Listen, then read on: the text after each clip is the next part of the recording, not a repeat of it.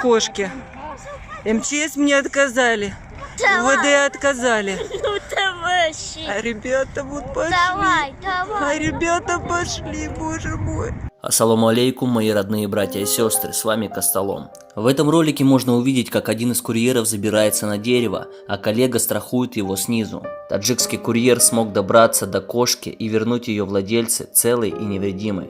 Во время спасательной операции Ярославна Волкова комментирует на камеру происходящее от души благодаря отзывчивых таджиков.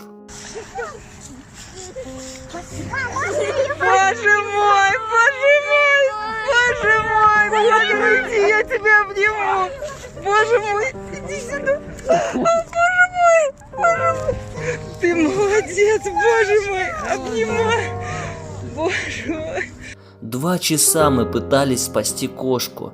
Звонили 112, МЧС, УВД, охрана ВДНХ. Куда только не звонили, в общем, все нас послали. Мы уже стали отчаиваться, дети плакали, мы все плакали. МЧС мне в трубку говорили: да что вы смеетесь что ли, мы не спасаем кошек. Приехала УВД и сказали: а где тут правонарушение? 2 женщины и 2 ребенка просят о помощи, рыдая, и никому не было дела до них. К 6 часам вечера, когда дети уже замерзли, Ярославна поняла, что придется уезжать без кошки.